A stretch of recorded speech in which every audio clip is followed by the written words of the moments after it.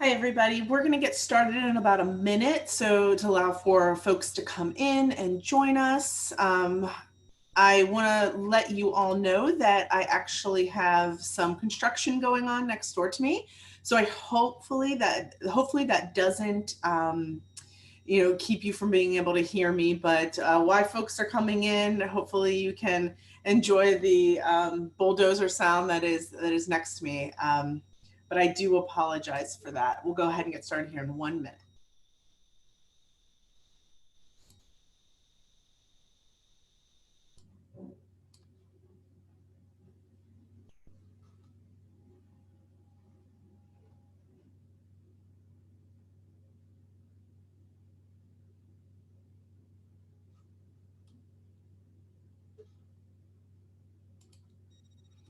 All right, so it's 12 o'clock, so we're gonna jump in and get started. I wanna make sure that you can all see my screen. I have it on screen share right now for my main screen. So if you cannot see my screen, if you could please write in the chat that you can't see my screen so I can fiddle with it. Or if you can't hear me for some reason, feel free to write in the chat that you can't see my screen or that you can't hear me. So, what we're going to talk about today is we're going to talk about changing in a time of uncertainty. Please feel free to ask questions throughout the presentation in the questions panel. I will address questions at the end of the conversation today, but I won't be doing them throughout. So just go ahead and populate those in, and then I'll shut down my share screen and we'll address any questions that come up. It's harder for me to manage between questions and presenting and all my screens that I have in the slideshow. So we'll hold those to the end. I'm really excited that you joined today. For those that don't know me, my name is Annie Kondas. I'm the Director of Employer Relations and Career Development here at Dickinson. And I really am coming to you today off of this topic because it's super relevant to kind of what's going on now. My hope is to be really open with you, very honest with you, and not have it be as much of a formal presentation. These professional development webinar series for Dickinson alumni are about 25 minutes in length, so they're very short, and it's just to get you thinking about next steps or things that you could be doing to move forward. So I'll go ahead and move to the next slide. So what we're going to be talking about today is really talking about that career change in a time of uncertainty. So that's right now. I mean, this is a very uncertain time. And for many of you, you may have been laid off in a job. You may have really started questioning whether your industry was going in a direction that was going to be able to weather the storm of COVID-19 and the pandemic, or maybe you just want a career change. Your industry is doing fine, but you're making, your office maybe has decided they're going to stay remote and that's not a good fit for you. So I'm sure that many of you are here for all different reasons. So we're going to talk a little bit about what variables you can control and what are some things you can't control and not to focus on. Developing a tangible strategy to advance your career goals, talking about how best to pivot and how maybe you shouldn't be pivoting in the field or into a different career during this time. We're going to talk a lot about career industry growth areas and what the market's doing right now to hopefully give you some information on how best to make decisions about your next step. And then, of course, managing stress around uncertainty. There's always stress. I was actually in my one-on-one with a supervisee today, and I said, every week it feels like I'm getting more, and we're both feeling like we're getting more certain in our career, in our life as kids go back to school. But there's still some uncertainty out there. So how do we manage that stress? So why change careers now? I've read a lot of articles about that more people than ever are changing careers at this moment. And why is that happening? Obviously, many of you are doing it out of necessity, that it is you need to pay your bills, so you have to do it. But there's many of you that have gotten to know yourself during this time, and maybe you've realized through this that this isn't a career fit for you anymore, and you want to make that change. Actually, they're saying that changing careers during a time like a pandemic or a major shift in the economy is sometimes one of the easiest times to make a change, because people are more comfortable doing that and you're able to talk through your story a bit better because people understand. They understand the recession of 2008. They understand COVID-19 changes and changes in the economy. So it's an easier time to sell why you left your organization and why you're making this change. The other thing people say, and I've found this myself, is that networking from home can be more comfortable. So it doesn't mean that you can't network. You still have to network in your field. You can't just say, well, I can't do it. I can't go to coffee. I can't go to dinner. I can't do it. No, you can. You just now need to do it via Zoom. And actually that can sometimes be comfortable. It could be more, less difficult, less cost prohibitive to do, and a little easier. So this isn't why it's a good time.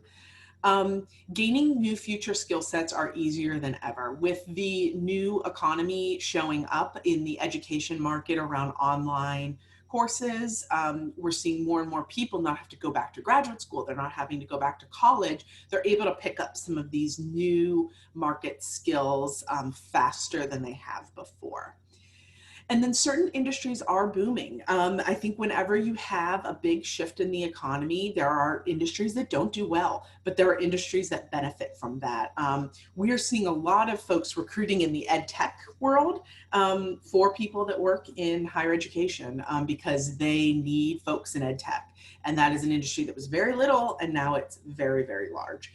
So that's an example of like, there's industries that don't have enough people that have those skills. And so they're looking for new talent to come in and gain those skills.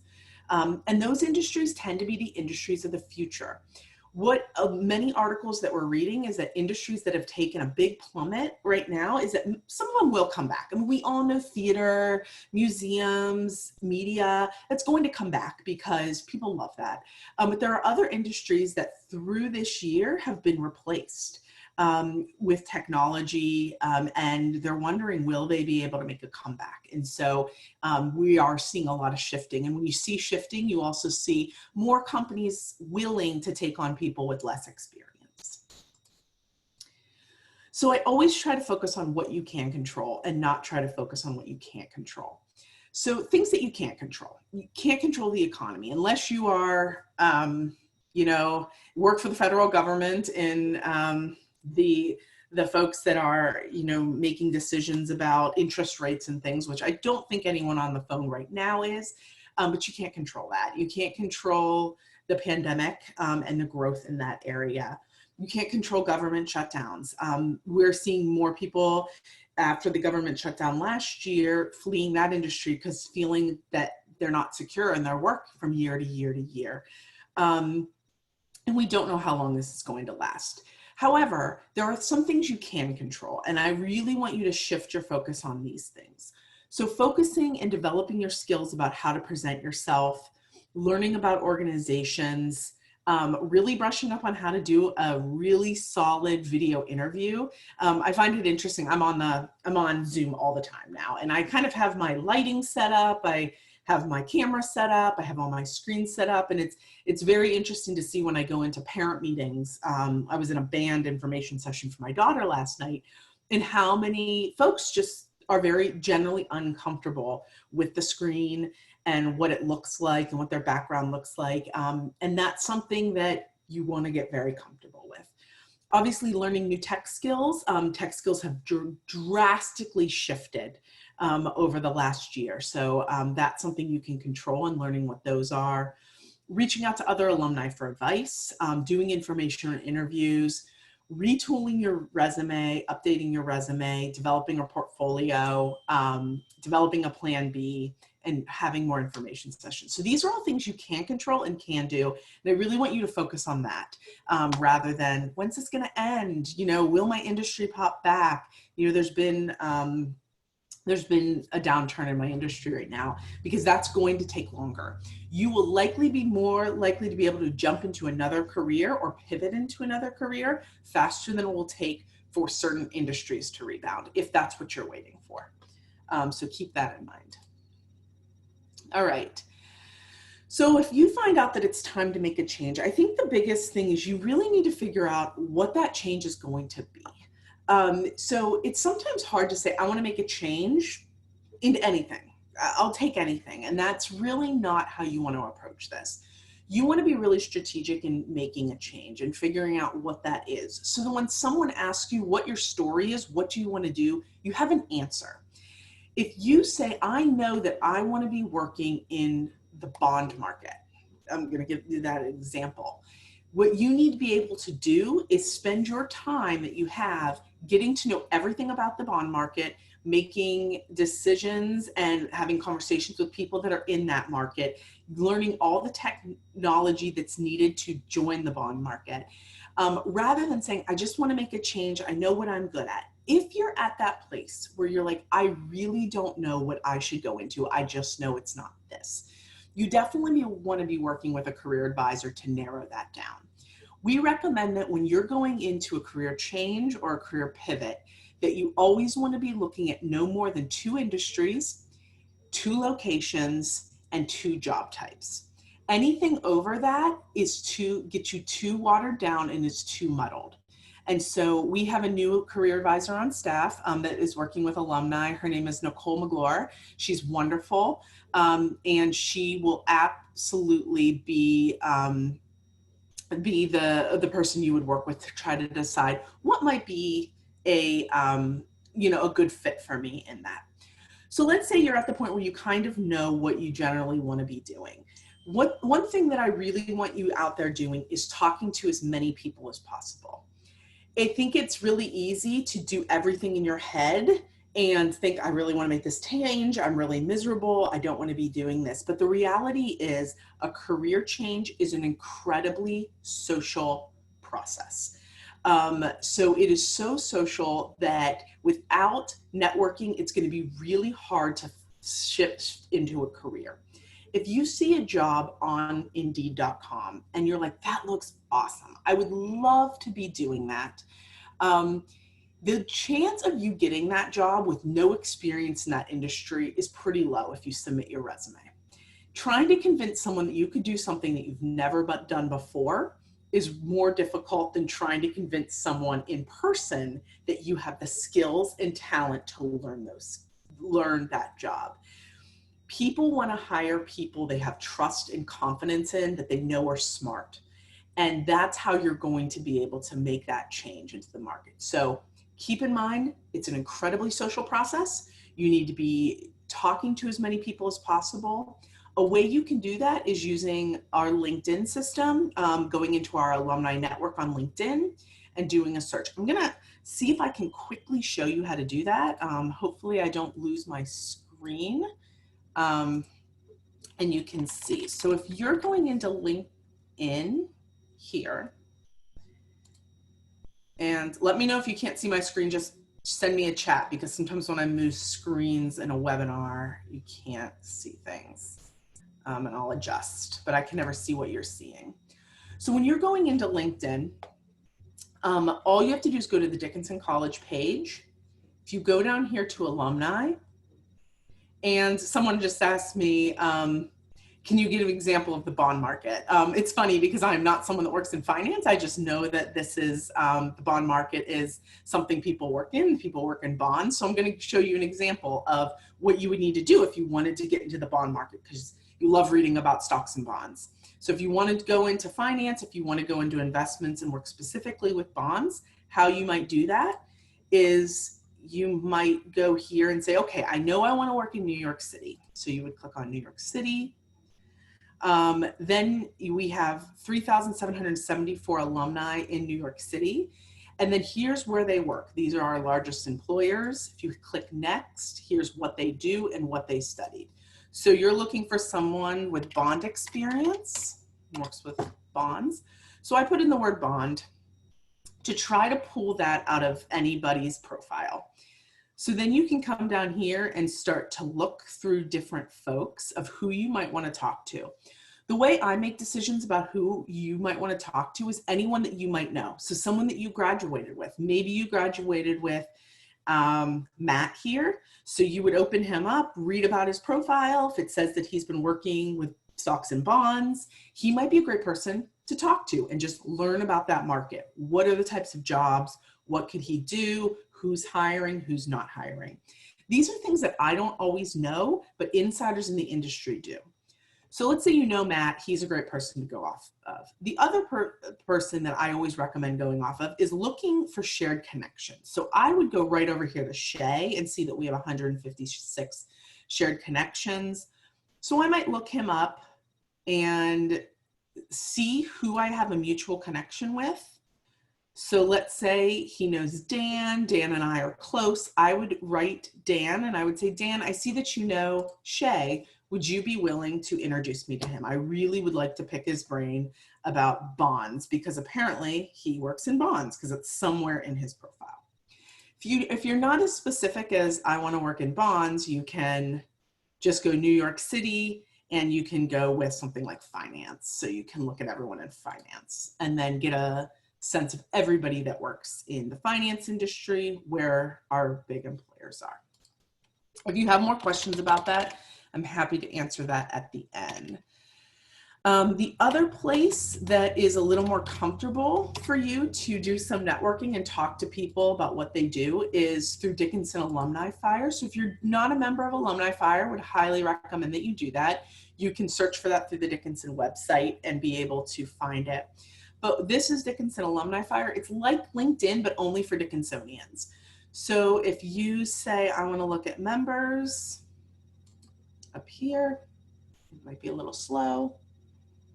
Okay.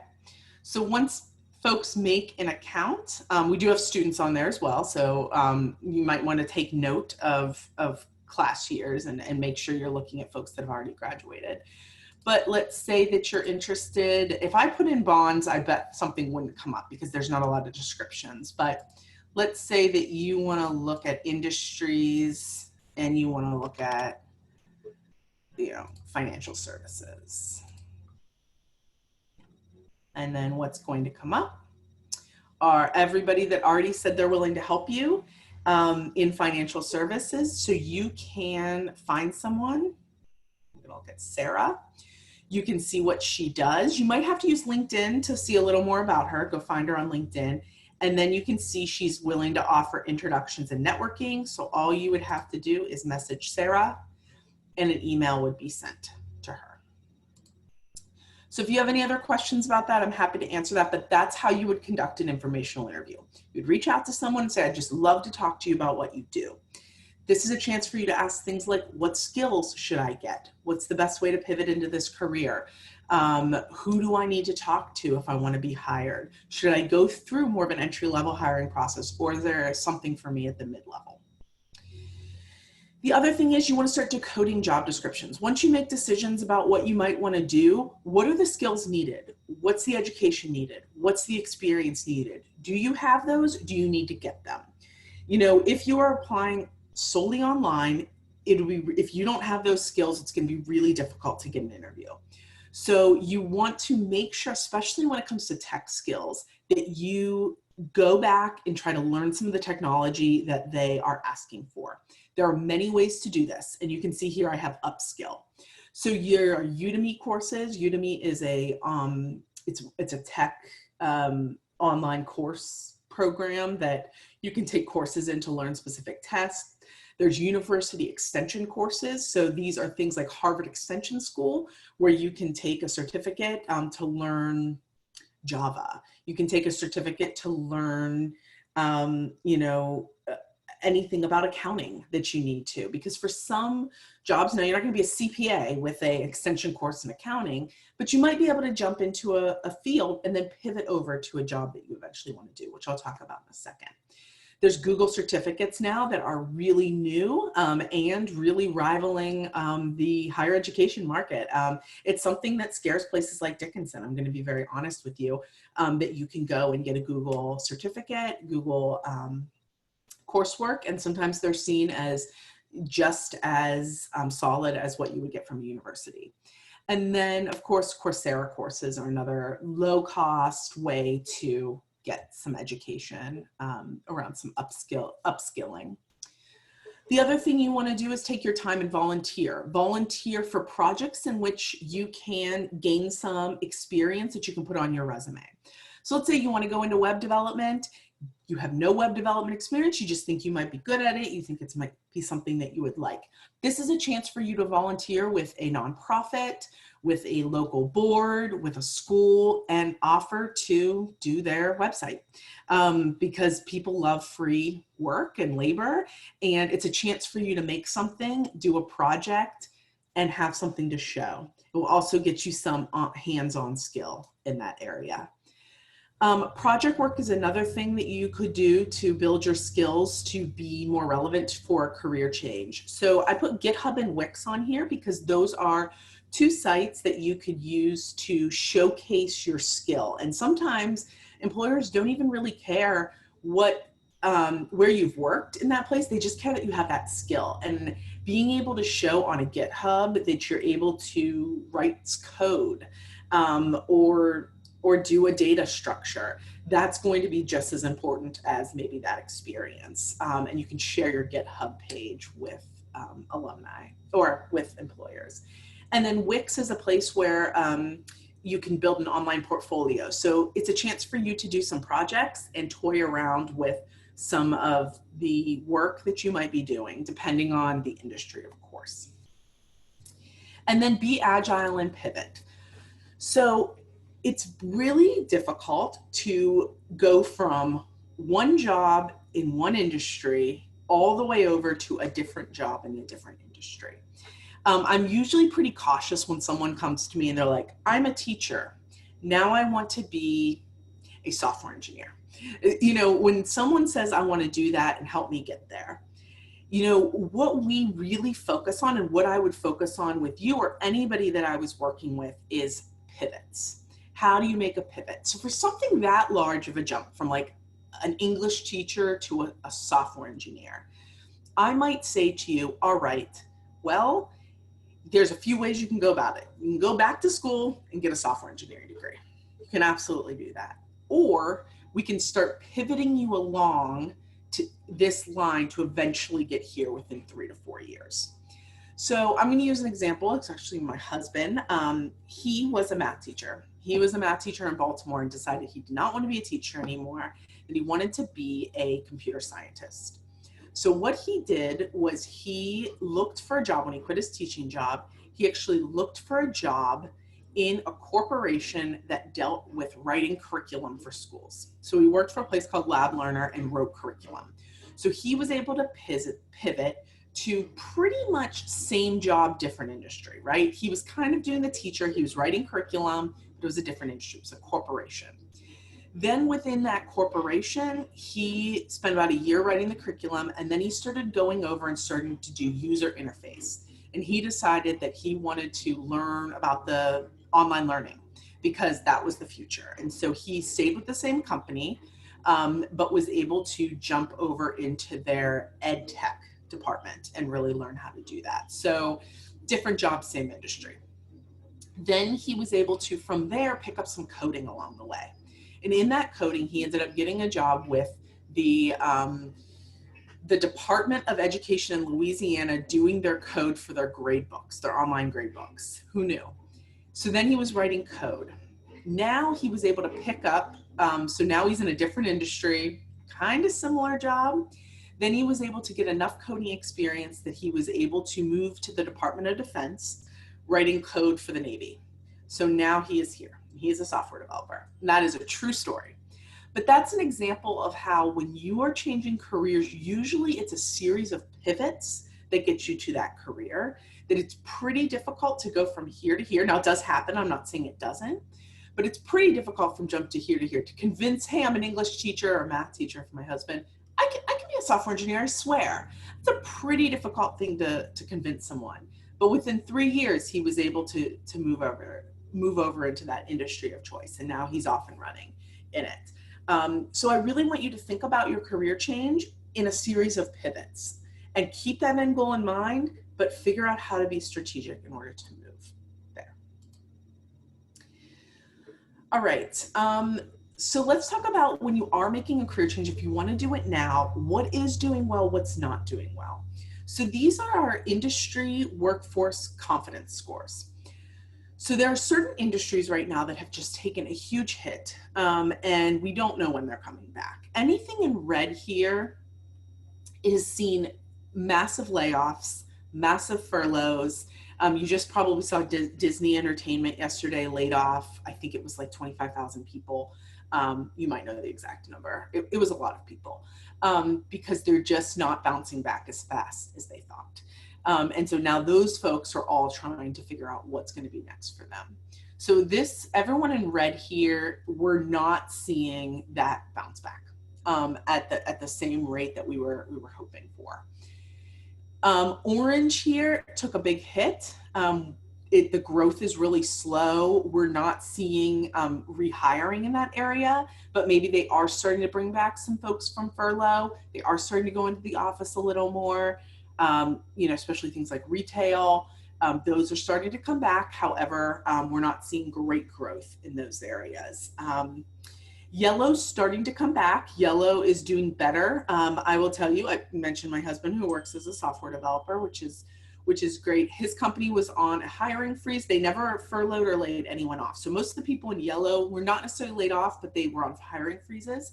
But just 2 weeks ago, they announced that they're going to start hiring again. So the challenge that they're facing in the yellow industries is that people don't like to onboard people remotely.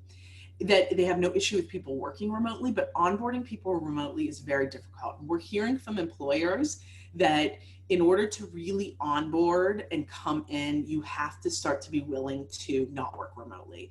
And so you have to make those decisions for yourself, whether you want to make a career change in a time where you may have to go into the office to be onboarded. I thought people would onboard, would have no issue onboarding remotely, but we're just seeing that that's not the case, that people really, really want people to start at least in the office or a few days a week. So you have to make that decision for yourself and where you're comfortable. And then anything in green down here, legal and public administration, never took a hit in the first place. Public administration stayed growing, legal stayed growing through the whole thing. So those are areas that are doing well. So if you start to look here and say, well, I've always wanted to make a career jump into the communications field or into the media field, this may not be the time for you. And it might be, you might want to lay the groundwork, work on some of those pivots, work on some of the communication, but maybe not switching over just this second. So this site I wanted to share with you to give you a sense of who is hiring, and I was pleasantly surprised. I look at this site about once a month just to keep my tabs on it. It's called Candor. The link is right there, so you can just copy down this link. It's a real-time note of who's hiring, who's freezing, who's laying off, and who's furloughing. So things have really shifted against layoffs. So people are starting to hire again. So you can see here, if you find a company you're really excited about, you may want to go look on Candor to see if they're in a hiring freeze, because you might see jobs open, but they're actually not filling them. So I would check Candor to see, and you'll start to see industries that are doing better, industries that are not doing as well. So lastly, it's about managing anxiety. So the big thing to know is that you need to create a plan. I think anytime someone has a plan of, this is what I'm aiming for, I'm going to do 2 informational interviews a week, I'm going to establish this routine to make it a part of my world to be searching for this new opportunity, that's going to help manage anxiety. You feel like you're doing something. You're not feeling like you're just sitting, falling behind. Recognize that you're not the only person who's ever made a career change. Many of us have made career changes and do it very successfully. You will get there. It might not be tomorrow. It might not be a month from now. You will get there if you're able to create a plan and move forward. It's just sometimes right place, right time, and sometimes it does take time, but you will get there if it's something that you want to do. Figuring out what you want, really knowing what that next move is going to be, rather than just feeling this despair of, I just hate my job, I just want to get into a new job. You really need to really focus in on you, who you are, and what you want in your next job. And we're happy to help you with that. Just schedule an appointment with Nicole and she will she will get you on the right track there. Don't focus on internet searches. That will just drive you crazy if you're constantly just sending out resumes for something that you're generally unqualified for. You need to network. You need to talk up your skills with people you know or with people you meet. That's going to be the way that a career changer is able to pivot into another opportunity. Recognizing that it's a social process, that kind of includes in there. Like, get on with Zoom with people. People are dying for some social interaction. So give them that social interaction they want and go for it with talking to people. Be really open with where you are. I know some of you are managing employers that don't know that you're searching, and so you have to be conscious of that, like not giving too much away. But I think it's absolutely fine to say to someone, I'm looking to make a change. I just want your advice on how to make a change. People are super willing to help you get to where you want to go. So just be really open with people. Obviously cautious that you don't let your employer know, and let everyone know that ahead of time. Say to them, I'm at the point in my life where I want to make a change. I don't want my employer to know. That will keep them, make sure that they use discretion and don't let folks know. All right. So that is my last slide. So what I'm going to do now is I'm actually going to pull up questions. And if you type them into the questions or into the chat, I have both open here. I'm happy to answer any questions, anything specific, anything general. I really do appreciate those tuning in. Like I said, this was just a little thing to get you thinking. I mean, we could spend hours talking about career changes. And so if you do want an appointment, we're happy to do that as well. But feel free to ask questions now, and I'll wait for things to come in. I do already have a few questions that came in. The first one I have is about recording and slide distribution. So I will distribute the slide to anyone that attended. So actually, let me take a picture of who attended so I can do that, because I don't know how. There we go. So I will send you the slides with all the links as well as the recording. So someone asked where the best places to look for jobs: Indeed, LinkedIn, other places. So I'll give you a little bit of information on this. So if you are looking for a job in your same industry, in the same job that you're doing now. So let's say you're a business analyst and you're looking for a business analyst position in the IT industry. Looking online is great. You can absolutely look online, but it really is industry dependent. So if I were a business analyst looking for another business analyst role, I would actually probably send you to an IT recruiter or an agency recruiter to do that. Or if you're looking online for that, you can absolutely look on Indeed and LinkedIn. What Indeed and LinkedIn are is they're actually aggregators that pick up all the major hiring firms in the area and they post. So people don't post on LinkedIn or Indeed. I mean, some people do, most don't. Dickinson jobs are up there to work for Dickinson on Indeed and on LinkedIn. We never posted them there, but Indeed's algorithm will pick up everything that's on our HR website. So it's a good way for you to see things. It's not necessarily a good way to apply. You still want to be going to the company website to apply, or you still want to be applying through a contact or someone you know through a referral system. So I would say it's a good place to find jobs. It's not necessarily a great place to apply for jobs. The best place to apply for jobs when doing a career change is through a referral. So a referral would be basically if you know that you want to work at Accenture, having someone at Accenture pass your resume along for a project that's coming open, because they need to fill people. They might need 25 people on a project, and having someone refer you is going to, if you don't already have that skill set, but you are a good person, you're somebody who's accountable, you're someone who's smart, you're someone who's good at data, your referral can make that case for you. So I agree. Someone did ask, I think LinkedIn or Indeed are great places to find a job. I don't think they're great places to apply for jobs. The chance of getting a job off of Indeed or LinkedIn is 1 in 250. The chance of getting a job off of Handshake through one of our contacts that our employer relations team uses, so you can all use Handshake, you're all able to use Handshake as Dickinsonians, it's a 1 in 20. So it's much better to go through a niche site or an association or your college employer recruitment system. That's going to be a much better yield than these national job boards. I hope that answered your question. Okay. If you have any other questions, feel free to ask them.